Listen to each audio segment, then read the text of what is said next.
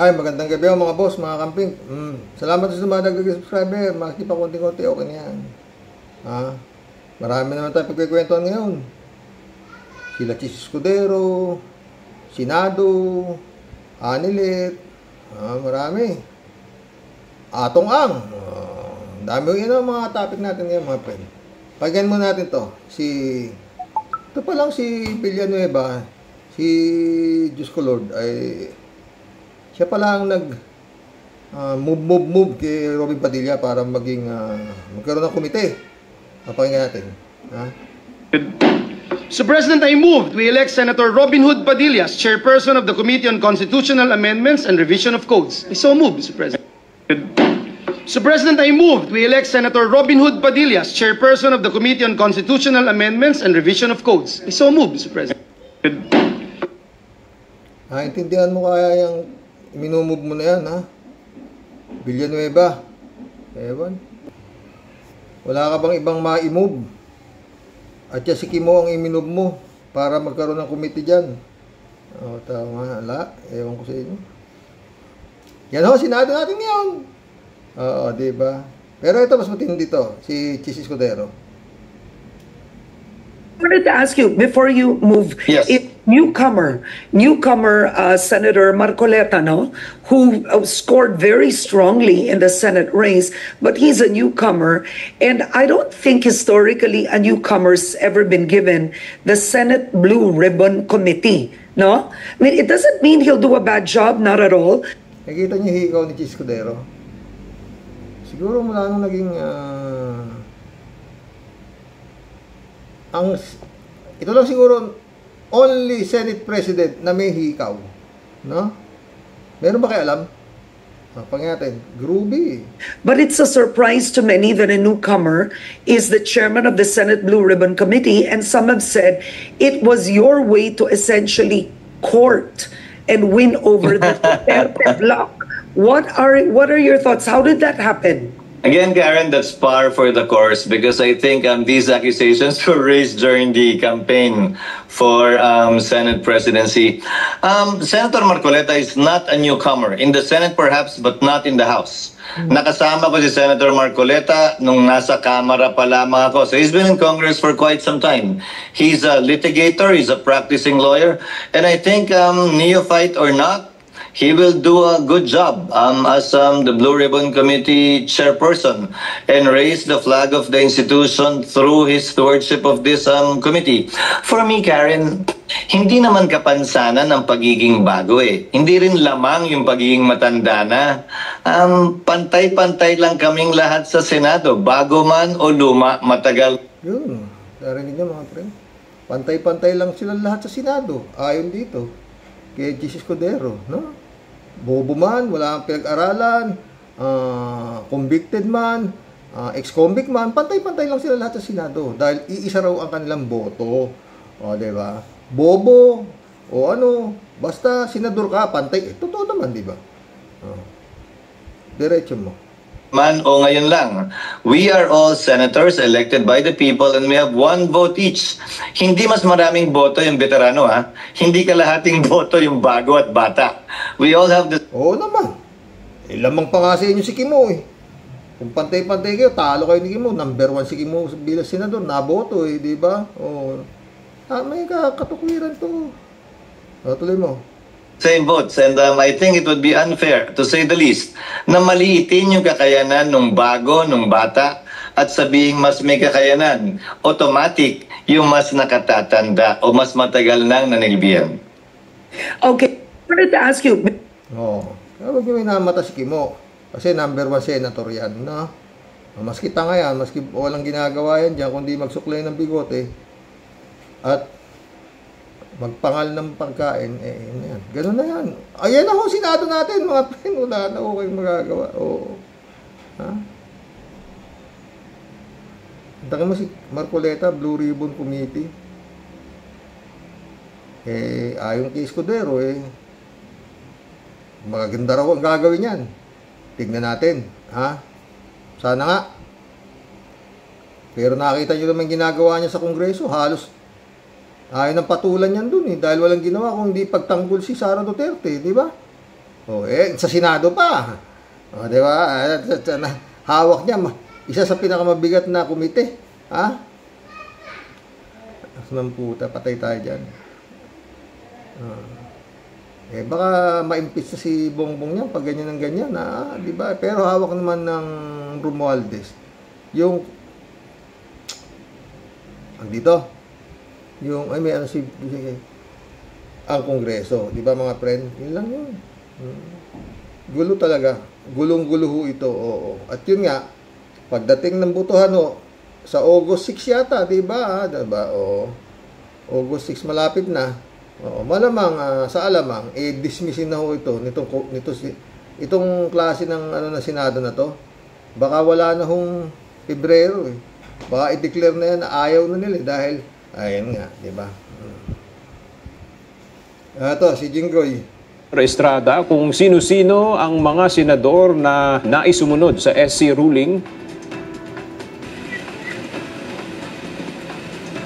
Aga inamin ni Senador Jinggoy Estrada na isa siya sa mga naninindigan na dapat sundin ang Supreme Court ruling kaugnay nga sa impeachment case ni Vice President Sara Duterte.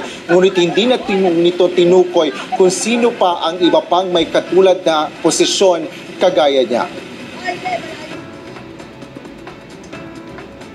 Immediately executory o agaran ang pagpapatupad ng inilabas na Supreme Court ruling sa impeachment ng Vice Presidente. Ito ang binigyan diin ni Senador Jinggoy Estrada sa gitna ng pagpapaikot ng resolusyon sa Senado na naglalaman ng argumento, payo at boto ng ilang former justices sa pag-usad ng impeachment case. Kahapon ay naihayag na si Senador Francis Kiko Pangilinan ang nangunguna sa pagbubuo at pagpapapirma ng naturang resolusyon kung saan 4 na senador na ang nakapirma dito. Bukod kay Senador Pangilinan, kabilang sa mga sumusuporta sa naturang resolusyon ay sina Senators Bam Aquino, Risa Ontiveros at Vicente Soto III. Ayon kay Senador Estrada, hindi niya pa nababasa ang naturang resolusyon. Gayunman, mayorya sa mga kasamahan niya sa Senado ay pabor na sundin ang kataas-taasang hukuman batay sa caucus o pagtitipon na isinagawa ng upper chamber noong Lunes. Karamihan ng mga sentimento ng kapwa senador ko is to abide by the ruling of the Supreme Court. Sabihin natin, to abide by the ruling. Okay. To abide by the ruling. Mga 19 to 20. Sa kabila nito, nilinaw ni Estrada na kahit sino namang senador ay maaaring maghain ng anumang resolusyon, tama man ito o mali. Wala na niya siyang problema sa naturang resolusyon, ngunit iginiit nito na hindi niya ito susuportahan. No more, because ang sabi ng Supreme Court, sa desisyon ng Supreme Court, ang sabi ng Supreme Court, the Senate has no jurisdiction already. Dahil unconstitutional nga yung final ng House of... bakit sinasabi pang hindi pa nababasa yung resolution na isinakalat? Huwag mo nabasahin. May desisyon ka na eh. Kailangan pa ba mabasa? Ito naman, loloko mo kami. Tuloy. Representative, so we do not have any jurisdiction anymore.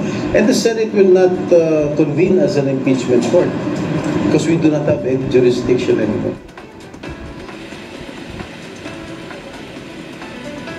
Tapos na. Aga sinabi pa ni Senador Estrada na kung magfa-file ng motion for reconsideration o MR ang Kamara at magbago ang desisyon ng Korte Suprema ay susundin pa rin ng Senado ang desisyon ng hukuman. Yan ang latest. Balik sa'yo, Aga. Wala nang maasahan dyan. Basta ang mahalaga na lang talaga mga friend guys sinasabi. Sa mga senador na ito, wala ho kayong maaasahan. Ang maaasahan na lang talaga natin dito, magkaroon ng trial. Kung lulusot pa, yung sinasabi sa Pebrero, na magre-refile ang Kongreso. Kung yan, no? Oo.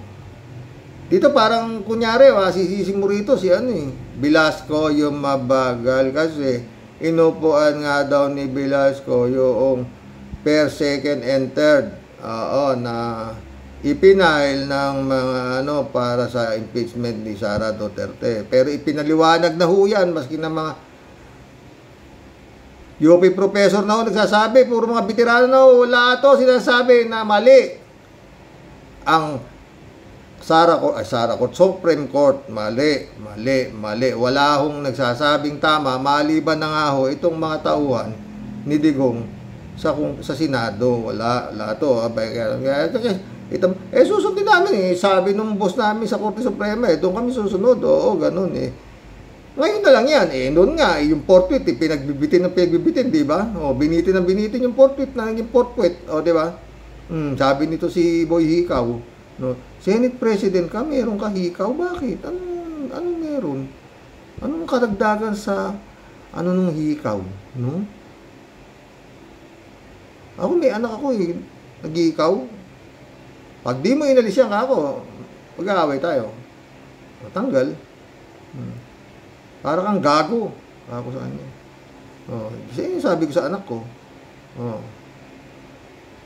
Ganun lang kasimple. Pero to, Senate President, meron ikaw.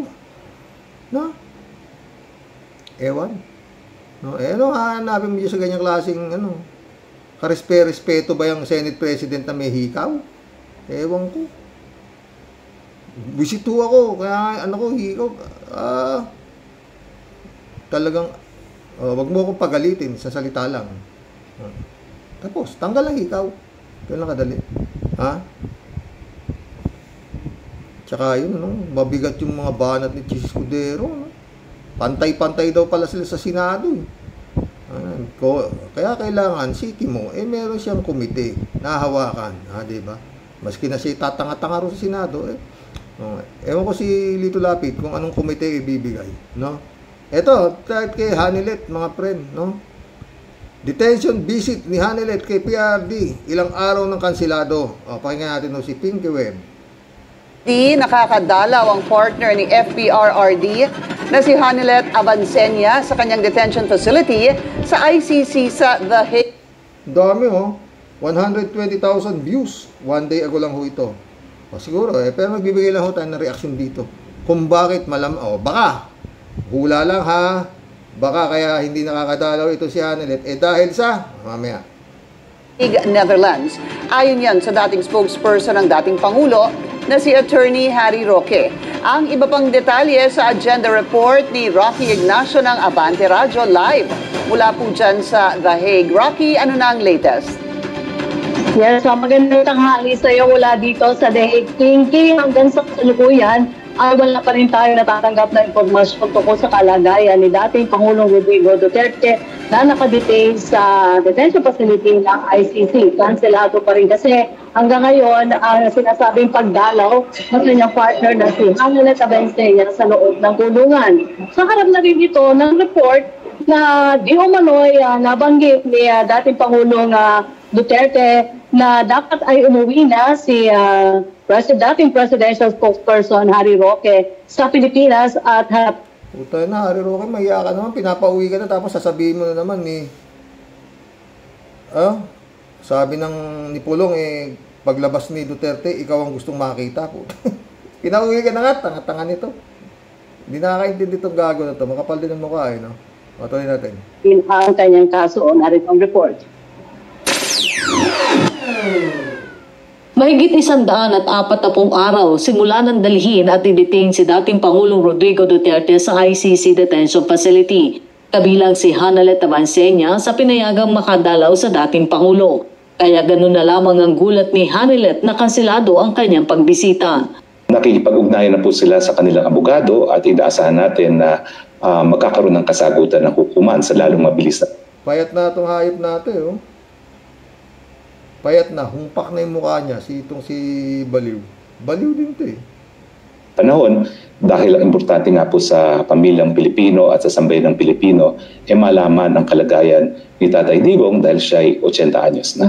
Balik Netherlands si Hanilet na nakatoka sa pamilya na magbantay sa kalagayan ni Duterte. Pinakahuling dalaw nito ay noong Miyerkules sa nakaraang linggo. Ito na rin ang pinakamatagal na panahon na walang pamilya na nakadalaw kay Duterte. Pero Whether or not matuloy o hindi, ang alam ko, ang pulisiya ng pamilya ay merong isang matitira rito, isang next of kin, para kung merong mangyari kay Tatay Digong.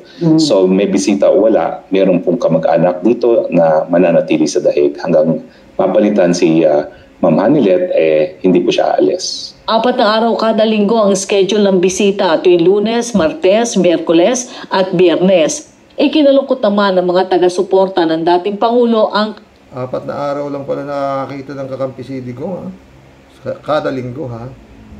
kanselasyon ng pagbisita ni Hanilet. God bless. I'm positive. We love our president, former president, very much. We prayed outside. Sa harap ng kanselasyon ng pagbisita ni Hanilet sa kulungan, lumabas naman ang report na nais umano ni dating Pangulong Duterte na umalis na sa The Hague si Roque at harapin ang kaso sa Pilipinas. Well, unang-unang po, no? Nagtataka ako na nabanggit yan ni Mr. Kaufman kasi sinabi ni Bong Pulong, wika daw ni Tatay Digong, pag siya'y makalabas, akong unang-unang taong hanapin niya. Nais ko makita niya ako dito sa The Hague kung siya man ay makakalaya. Pangalawa, pagpasensyahin na po, pero ako po'y may isang salita. Sinabi ko po na hindi ako aalis ng The Hague. May isang salita ka, gago. Kung may isang salita ka, bakit dati kang human rights advocate, ngayon ex-human rights ka na, gago. Anong isang salita sinasabi mo? Talagang makapalang mukha nitong hype na to, no? Tagal din pinasweldo to. Nung panahon ni Digong, di ba? Pero marami nagsasabing, may sira na rin sa ulo. Pinalalayas na nga siya, sabi nung abogado, si Koopman. Tapos ayaw niya maniwala kay Koopman.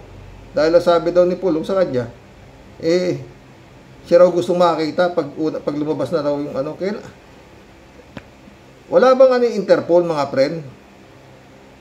May warrant to para sa to. Nandito lang pala sa to, ba't hindi pwedeng iutos ng Pilipinas na dakpin ito ng Interpol doon sa daig? Di ba? Hindi raw lalayas yung gago. Agadun lang daw siya. Huliin nyo na to. Parang kagaya rin ni Tebes, di ba? Matuloy mo, hindi kasama si Tatay Digong. Paninindigan ko po yan. Kalat ka rin na nila ako kung gusto nila paalis dito sa The Hague, pero hanggang hindi kasama si Tatay Digong, di po tayo aalis sa The Hague. Fairness. Yun.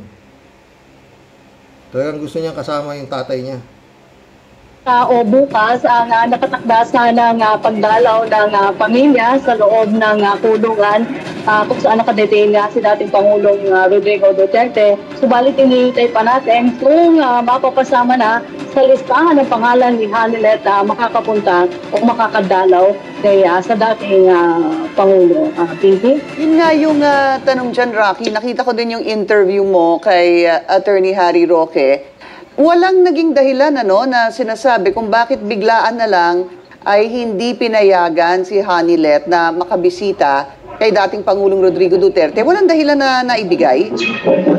Yes, Pinky, ang pinakausap nila, kinausap nila na hintayin na lang muna yung ginagawang pakikipag-usap ng pamilya sa kanilang abogado at para linawin kung bakit na nagkaroon ng kanselasyon ng pagbisita si Ms. Hanilet. Okay. At Rocky, yung kanina mong report, tila nga may problema sa pagitan ni Attorney Roque at ang lead counsel ni FPRRD na si Attorney Nicholas Kaufman. Ano bang nangyari? Dahil sabi mo nga dun sa report kanina, ay sinasabi ni Attorney Kaufman, ay sabi daw ng dating Pangulo, ay bumalik na dito sa Pilipinas si Attorney Harry Roque. Sabi naman niya, ang sabi na anak ni dating Pangulong Duterte, ay gusto siya ang unang makita pag makalabas siya dyan sa The Hague.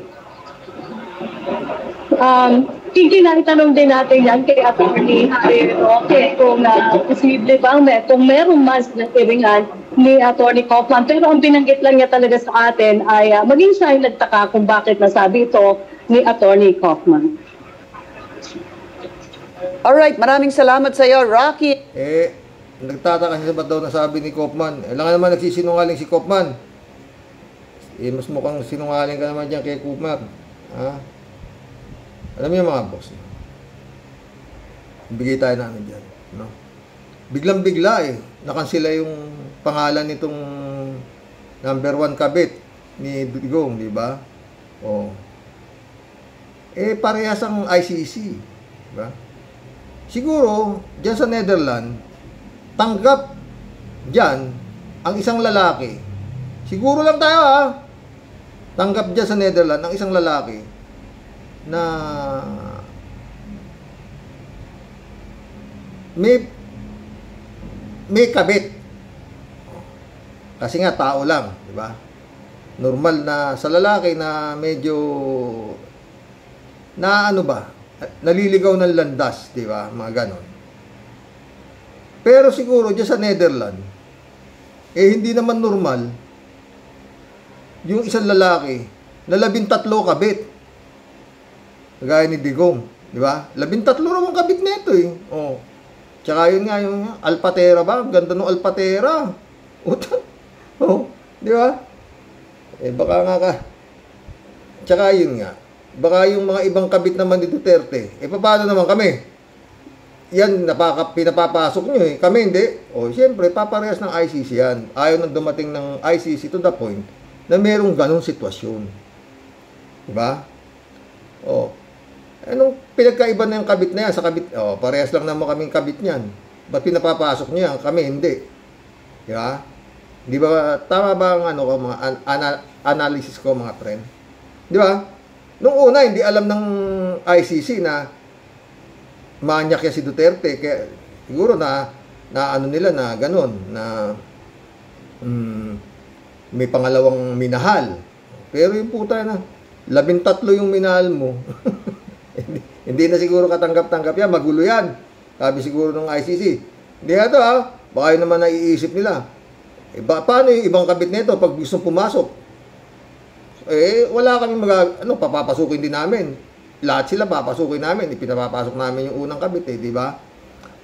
Yun lang mga friend. Mag-collab na tayo. Marami na tayo na pag-usapan. Di ba?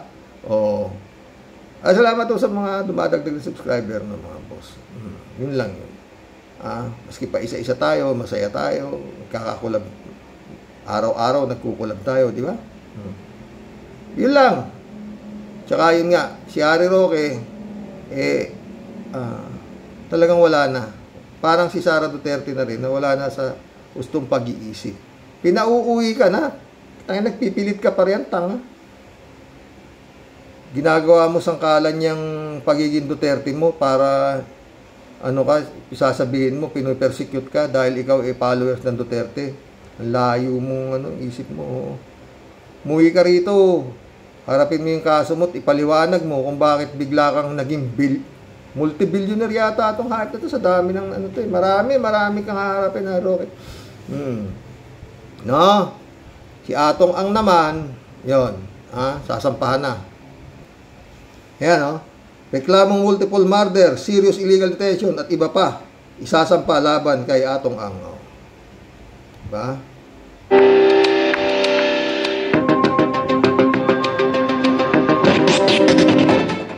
Multiple murder, serious illegal detention at iba pang reklamo ang inihain laban kay Charlie Atong Ang at 60 iba pa kaugnay po sa kaso ng mga nawawalang sabongero. Nagtungo rin sa Department of Justice si Julie Dondon Patidongan at ang kanyang kapatid na handa raw ilantad lahat ng kanyang nalalaman. Saksi, si Emil Sumangi. Nagtungo ngayong araw sa Department of Justice ang nasa 30 pamilya ng mga nawawalang sabongero. Ang pakay nila, mag-aay ng patong-patong na reklamo laban sa negosyanteng si Charlie Atong Ang at ang mga kasamaan umano niya sa tinatawag na Alpha Group. Ang kinasuhan po namin, siyempre yung aming talagang matagal nang hinala si Mr. Atong Ang, multiple murder po at saka serious illegal detention. Kabilang din sa mga reklamo ang enforced disappearance, paglabag sa Anti-Graft and Corrupt Practices Act, direct bribery, corruption of public officials, obstruction of justice at paglabag sa international humanitarian law. Isa si Ang sa 61 respondent sa mga reklamo bukod pa sa ilang John Doe. Siya ang main player sa Isabong Siya ang main player dyan, siya ang amo ni Totoy or Dondon. Pera niya pinababayad para sa trabaho na ginagawa ng mga kontraktor na pulis. Kaya ang mahalaga talaga rito ay malitis to. Trial talaga ang mahalaga rito. Magkaroon na ng trial to. on the merits. Kinumpirma rin ng ilang nakausap naming kaanak ng mga sabungero. Nakasama sa reklamo si Gretchen Barreto at ang dating PNP NCRPO Chief na si retired Police Lieutenant General Jonel Estomo. Sinusubukan pa ng GMA Integrated News na makuha ang panig ng mga inireklamo. Pero nauna lang sinabi ni Ang, Barreto at Estomo na wala silang kinalaman sa pagkawala ng mga sabungero. Kasama... Natural naman. Alam nga namang aminin nilang may kinalaman sila. Di ba mga boss? Nagago to eh. Napasihan ng mga reklamo ang salaysay ng akusado at ngayon whistleblower na si Julie Dondon Patidongan. Pati na ang mga kapatid niyang sina Jose at Ella Kim. Si Ella Kim ang sinabi noon ni Remulla na panibagong testigo na may totoong ebidensya sa mga kaso. Ang reliability niya ng kanyang testimony is foolproof in many ways because his picture appears sa isang ATM withdrawal na ATM ng isang missing sabungero. Mas mabigat pa dyan, na-witness siya rin na pagpatay. 10 tao yun na-witness siya patay. Tulad ni Dondon, tatayo ring testigo sa kaso si Ella Kim. Handa po akong siwalat lahat ang aking nalalaman at aking nasaksihan. Kasama ni Ella Kim ang kapatid na si Dondon nang magpunta kanina sa DOJ, sakay ng bomb at bulletproof na sasakyan. Bago bumaba at umarap sa prosecutor, pinangalanan ni Dondon ang kanyang mga kakasuhan. 5 tong ano nito eh, parang major player nito sa missing sabungero. Itong si Atong Ang, Eric De La Rosa, Engineer Salazar, itong si kapatid niya, William Ang, lahat yan. Sino yung panlima? Isama ko na yan si Ma'am Gretchen Barreto. Dati nang iginiit ni Ang at Barreto na wala silang kaugnayan sa pagkawala ng mga sabungero. Sinisikap naming makuhanan sila ng panibagong pakayag, pati na ang iba pang mga tinukoy ni Patidongan. Sa aking panayam kay Ella Kim, inamin niyang siya ang lalaking nakuna ng CCTV na nagwi-withdraw gamit ang ATM card nang nawawalang si Melbert John Santos. Utos anya ito ng isang pulis. Binigay niya sa akin yung itim pero nung mga time na yon hindi ko alam na kay... Basta ito mga friend, itong kaso na ito si Ang, itong si Atong Ang nito, kahon na to, na naman. At sinasabi ni Remulla, mahaba-habang proseso pa ito. Atong, mahaba-haba pa panahon mo para maghanap po sa kapupunta. Basta to mga friend yun lang yun. Pagdating ng warrant of arrest nito at walang ma-aresto, alam na dis kung ano nangyari. Yun lang yun. Sa bigat ng kaso na to mga friend, sa laki ng intelligence span, siguro naman may intelligence span, yan Department of Justice na yan, no?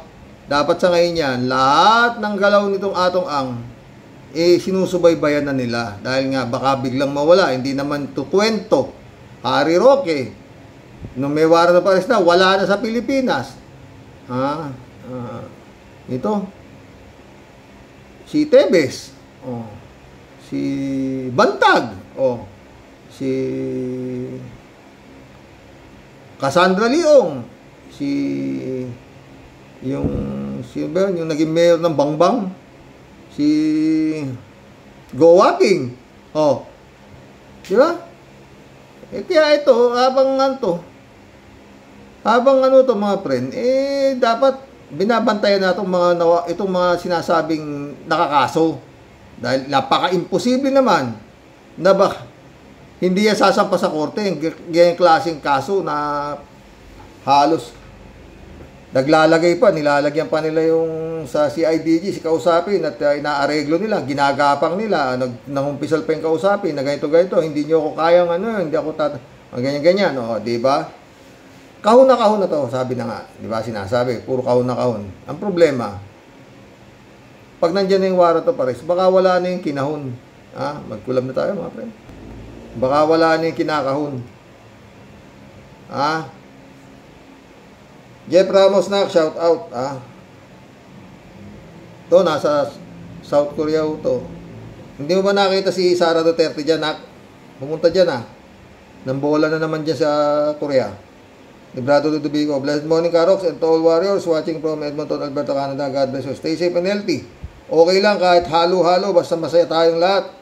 Nakaka-warriors, isama natin si Sister Grace Chingsay. Shout out to you, Sister Grace Chingsay.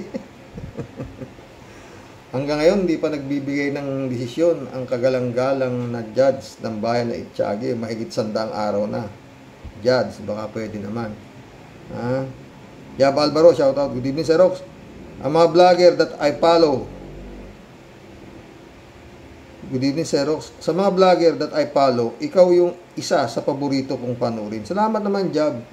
Very practical at malalim din ang komentaryo mo sa mga issue. Oo. David Ali Mendoza, shout out.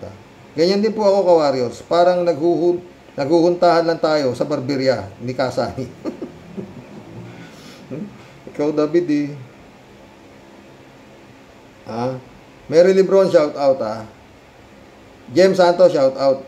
Siyempre kakampi si Jinggoy Unggoy sa mga minions na senator kasi mangungurakot din yan. Birds of the same feather flocks together.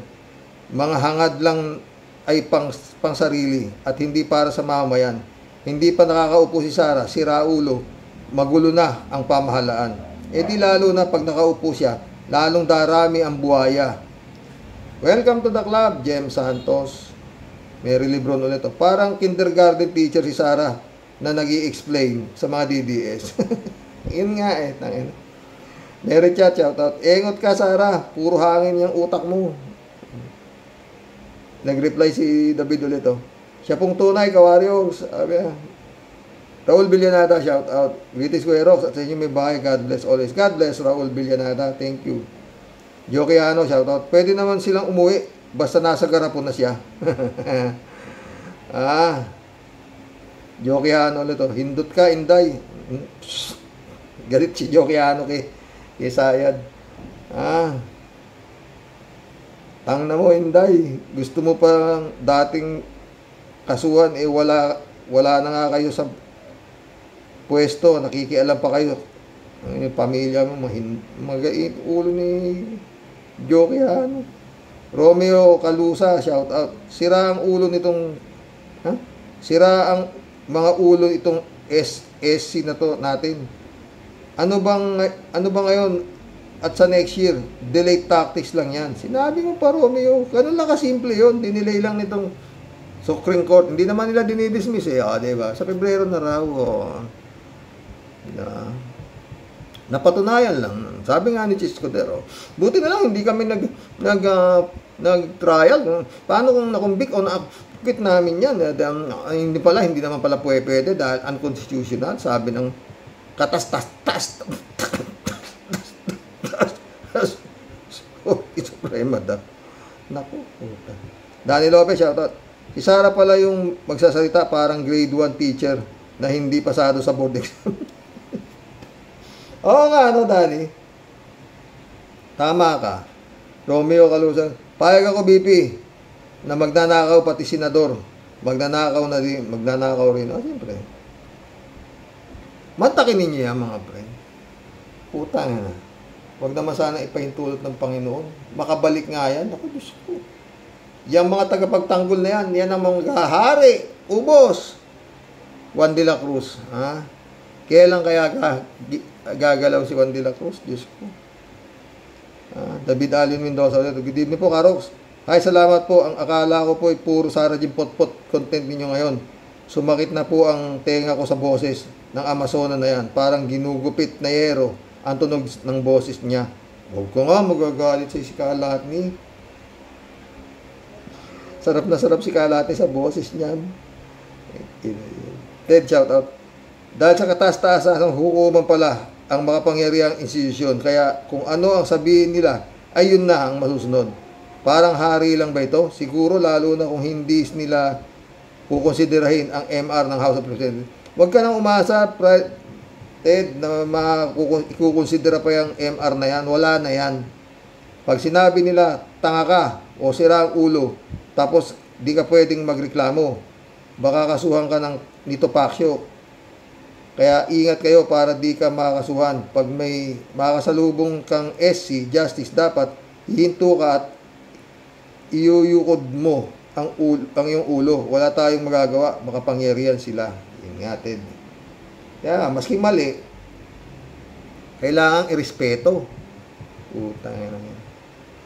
Pero hindi pumapayag sila Christian Monsod, hindi pumapayag yung mga Ascuna, Justice Carpio, Cayosa, hindi sila pumapayag. At lalo-lalo na mga estudyante ng University of the Philippines. Marcelo Chan, shout out.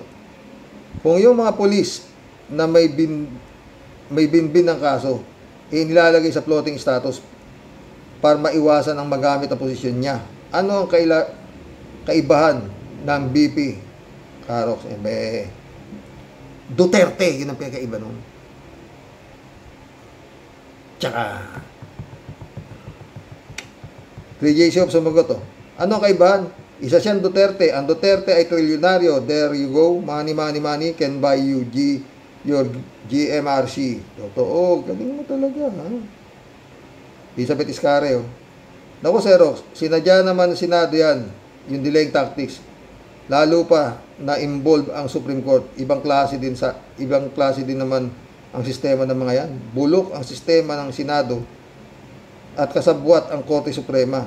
Kaya nga dinelay ni Chis yan, eh. Nagkabayaran ng mga yan. Di ba, Xerox? Ganon sila kakakapal. Hindi natin alam.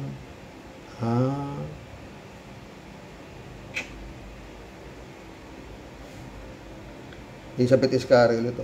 Kawawang Pinoy. Dahil sa nagkaroon tayo ng baliw at halimaw na Vice President, parang di abogado ang babaeng yan. Kung magsalita parang estudyante ng elementary, napakabobo kung magsalita. Tapos, yan ba ang gusto ni mga DDS na maging susunod na presidente? Wow, mas pipiliin kong maging presidente si Ay de las Alas. Style nito, bulok. Oo, totoo, puta na. Klaseng presidente, puta na. Yun nga, DepEd, walang nangyari, puta na.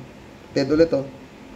Paano kung sa Pebrero 26, may naisip na naman paraan ang 12 apostoles ni Duterte? Naharangin ang impeachment ni Sara. Di wala na naman. Dapat kumilos na si BBM. Alang-alang sa Pilipinas. BBM. Mundo Cheng, oh. Pre, kamusta na pati pamilya mo? Pre, isa lang ang pinaniniwalaan ko sa lahat ng mga sinabi nitong putang PI, digong isa lang ang yung sinasabi niyang weak o mahinang Pangulo itong si Bongbong. Bakit kamo? Yung tatlo niyang anak na mga baliw ay minumura lang siya na isang Pangulo ng bansa at tumaas lang ang rating niya dahil sa sinabi niya na pananagutin lahat ang mga may sala.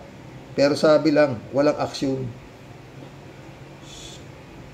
Parang ganun nga, di ba? PBBM. Mundo Cheng ulit, oh. Dapat, Mr. Pangulo, umpisa pa lang, ipakita mo na kamay na bakal para hindi ka binabalahura at iginalang ng mga senador na magnanakaw at mga bobo at walang karapatang gumawa ng batas. Ang SC Kongreso lang parang iisa na lang ang SC at si Chis ng Senado na gumagawa ng batas nila. Sino ba sila? Mga PI sila pareho. SPK, shout out. Mundo ulit, oh. Mabuti pa, Rimulya, huwag ka nang mag-ambisyon ng mas mataas pa. Manahimik ka na lang. Total, bilyonaryo ka na. Walang ginagawa. Bilyonaryo ka na.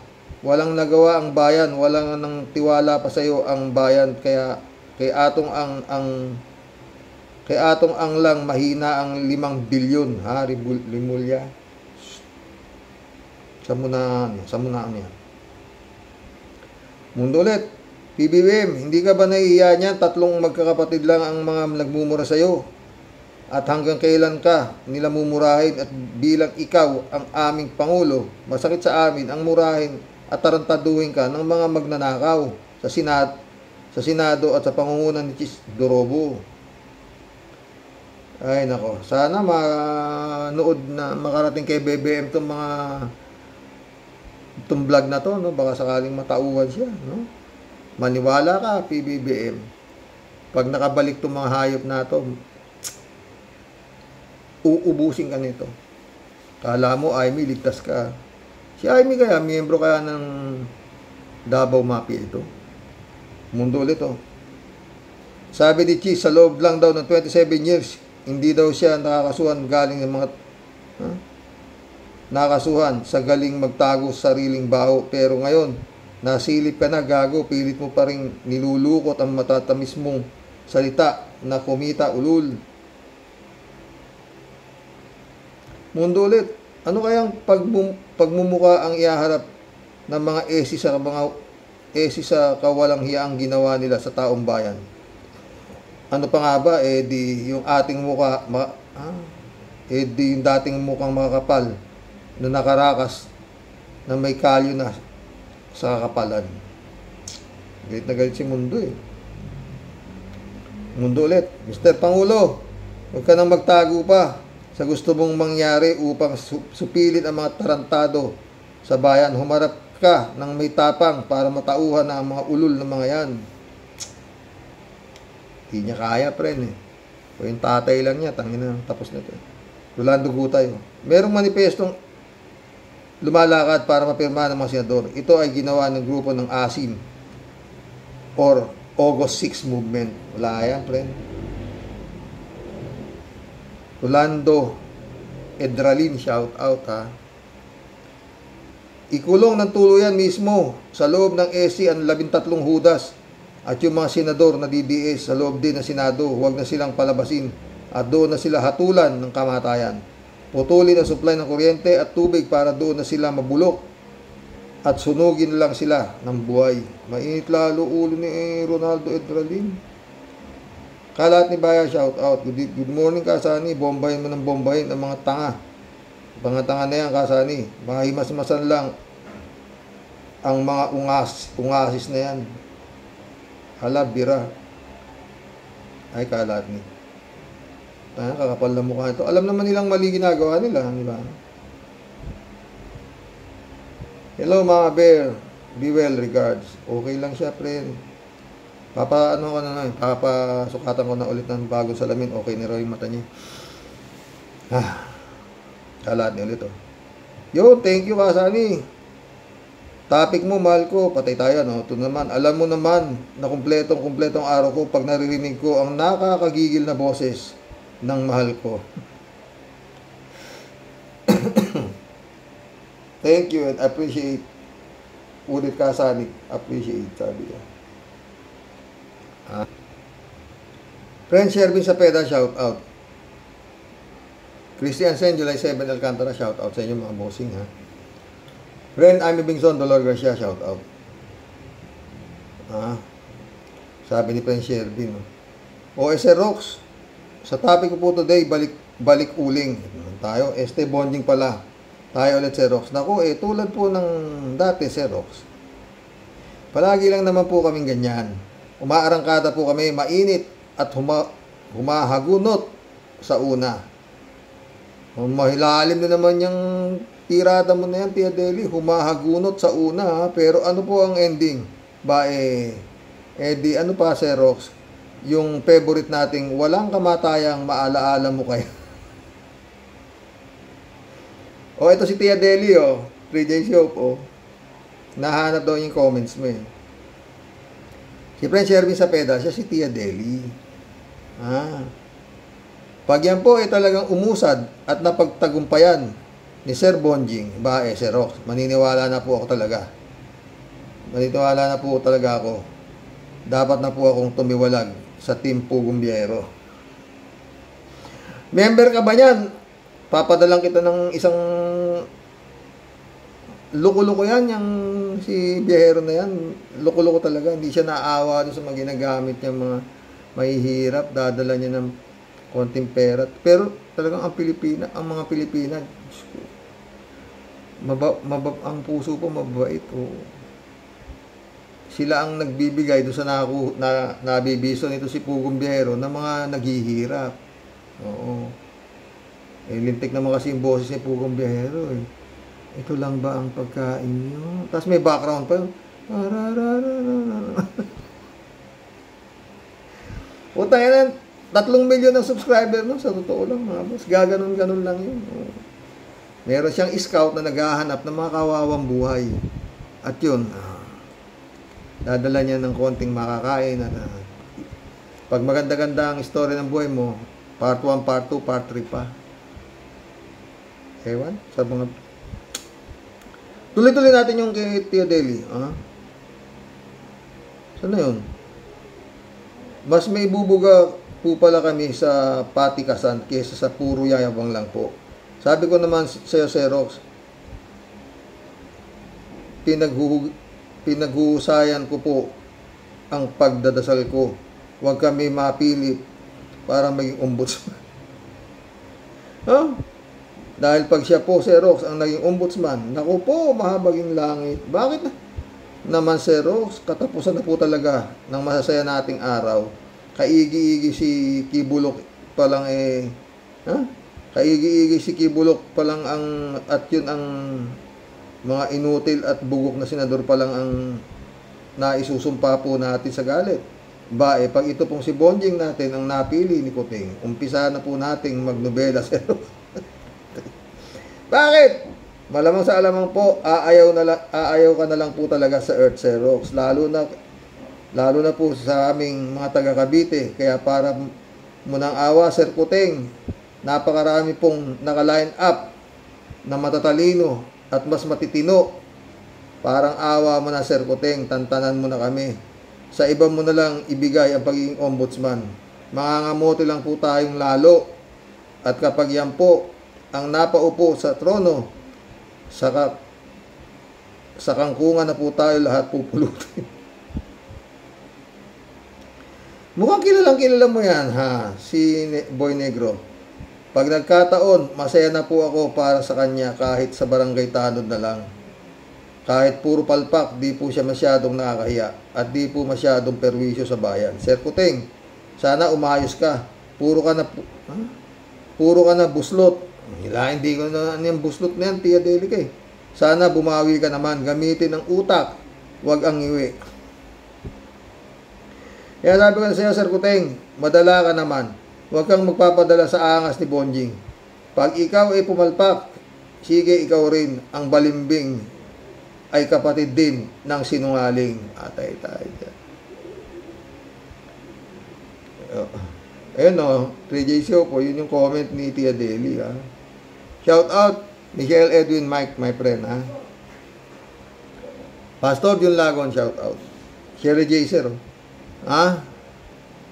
Para lang nagtuturo sa grade 1 ang BP ng Pilipinas. Tama ka, Xerox. Mahiya-hiya ka naman sa mga senador. Mahiya-hiya naman sana ang mga senador. Nagtatanggol dyan. Dapat lang na makasuhan ang dami ang dayon na yan na si Ang. Oo, no, dayo nga yan si Ang na yan Filipino citizen nga kaya yan puta na yan. Masampulan na nga demonyo na yan sa Pilipinas. Sana tuloy-tuloy na yan, Karox. Sana nga. Diba? Marilo Pabianak, shout out Happy weekend po tayo sa mga ka-warriors. Di natin may imagine na iyang si Sarah kakatawan sa ating bansa, tila mas pupunta tayo sa lower level, forthwith. Grabe tigas ng ulo ni Cheese. Paulit-ulit ng mga legal expert, pero siya talaga nakikinig. Tinira niya pa si Atty. Monsod. Walang respeto talaga, masyadong bilib sa sarili. Kakadismaya. God bless as always. Sumagot si 3J Show po. Pag naging presidente yan, forthwith na talaga Pilipinas. Baka maging mas masahol pa tayo sa North Korea. Malamang, tama ka dyan. 3J Show ka, Adorasyon Di Maranan, shout out. 3J Show po. Xerox, maiba ko. Kumusta nga pala si YP mo? Magaling na ba ang mga mata niya? Answered prayer niyan? Oo, friend, tapos na. Kaya, lagi tayong tatawag sa kanya. At sa kanya lamang. Totoo yan, friend, Kaya nga ako naging vlogger dahil sa kanya rin. Kaya nga, pasalamat talaga ako dyan. Si Jisho, o si Rox, hi. Natutulala na yan si Sarah na yan sa kababiyahe.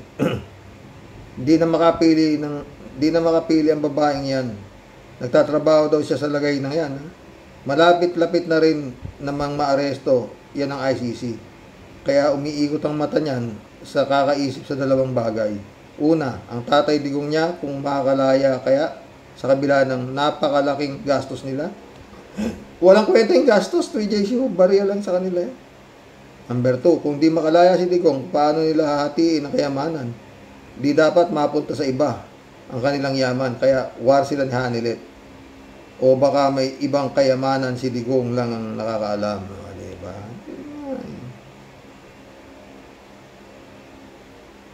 Pero tama ba yung analysis ko, 3J Shop ka? Kaya ito si Hanilet, binura muna. Diba? Hinayagan na nga ng ICC na dalawang asawa mo. Puta, 13 pala. Paano kung humabol pa yung 11? O, di ba? Di nagka-leche-leche. Sasabihin na naman itong mga kabit ni Digong, bakit meron kayong pinapaboran? May favoritism kayong ICC kayo, wala kayong ganun. PJ siya po dito. Si Rox, bakit ganyan mag-spit si Sarah na yan? Padala-dalawang syllables kung magsalita, parang grades schooler lang ang kausap. Totoo. Sa bagay, DDS ang kausap niya. Kaya no wonder. Padala-dalawang syllables magsalita si Sarah para maintindihan siguro ng kanyang audience. Hindi siguro. PJ po dito. Palagi ko, Sir Rox, kapag humaba ang trial ni Digong, tiyak, nasasakit talaga ang bulsa nila Sarah. At mapapagod na rin yan sa kababiyahe sa dahig. Kahit patrilyonaryo sila, bilyon-bilyon din ang lumalabas sa walang gaanong pumapasok sa pera. Kahit sino man mawiwindang, kaya ayan, natutulala na si Sarah. Hindi, laki ni sweldo, tsaka dinagdagan pa ngayon ang kanilang budget sa OBP. O, sipin mo, puta, gaano katanga itong tangina. Dapat yan, ang budget niya na lang, yan na lang minimum wage na lang yung mga hype na yan, sa totoo lang oh. Putang ina, samantalang yung mga Pilipino nagkakandahirap sa minimum wage, samantalang ito pabiyahe-biyahe sumusweldo. Yung ina niyan 3J show pa ito naman pala si Harry Roque, hindi daw nakikialam sa kaso ni Digong. May kinakausap pala si Harry Roque na taga-gobyerno ng Netherlands without the knowing of Atty. Kaufman. Hindi ba pakikialam yun? Kawawang Harry. Baka in the end, silang dalawa na ni Maharlika ang maging magka-love team. Ano nga din? Love team na yata 3J show ulit Sir Rox, bakit hindi ko nababasa ang comment dito ni Tia Deli? Ayun na nga, okay, kakabasa ko lang. Gusto kong basahin ang comment niya, pero wala dito sa thread. Diyan, binasa ko na Si Tia Deli, saka si Prince Sherwin Sapeda, iisa lang yan. Kagaya mo rin. Si 3J Hope, saka si Jane Lebana, iisa rin. AKA Miss Aruba. 3J Hope ulit O yan, Sir Rox, August na pala. Mamaya-maya lang, kakanta na naman si Jose Marichan ng Christmas song. Nakaw! Puta yan ang pinakamalungkot, mga boss. Magpapasko si Digong. Malamang si Atong Ang. Kung matututukan na Boeing mamaya pagdating ng warrant of arrest, wala ka na namang aarestoin. Ibig sabihin, lilitisin na si Digong. Wala naman pala sila palang testigo na darating na trial. Paano yan? Kaya pala natutulala ang Sarah. Wala naman talaga silang maisasagot para rin itong si Sarah dito sa impeachment. Wala rin maisasagot yan. Wala rin kadipe-depensa yan. Maski ang kay Digong na, wala rin depensa. Ang depensa nga lang nila, yun nga, sasabihin nila na walang jurisdiction. Oo, kaya palayain na, matanda na, ganun ganito. Yun lang yun. Wala namang paano mong tayo papanali si Digong, siya na mismo umaamin. Oo. Ang problema lang, mukhang nangangamoy-ngamoy na talaga ito si Bato. Oo. 3J show po nito. Yung palang 142 billion na insertion ni Quezon de Bola, barya lang pala sa tingin niya. 10% lang daw kuno ito sa trillion budget. Wow ha. Barela pala ang bilyon sa Xerox. Ang punto dito, nag-insert siya ng pera sa budget na alam naman ng lahat na illegal. Illegal. Itong si Quezon Palibhasa. Kakampi niya ang Nas Malacanang. Malapit na ring matanggal yan sa pagiging presidente ng Senado. Lahat, pader yan. 19 votes. Takin mo yun. Alberto Olaer, shout out, Karoke. Sa sobrang kasamaan ng tao sa mundo, pinaparusahan na tayo ng Diyos. Darating din ang mga Duterte ang parusa sa kanila ng Diyos. Tinawag lang ni Digong Duterte, stupid God, Karoke. Totoo yan, Berto. Mission accomplished, mga boss. Hanggang bukas po muli. No? Sana naging masaya tayo sa gabing ito. Opo. Ay, kawawa. Ulit-ulit. Secretary Boying Rimulya. Pag yan lumabas ang warrant of arrest niyan at wala ka na namang maaresto, alam na this. Tia Deli. Ay nako. Tungkol ho doon sa impeachment,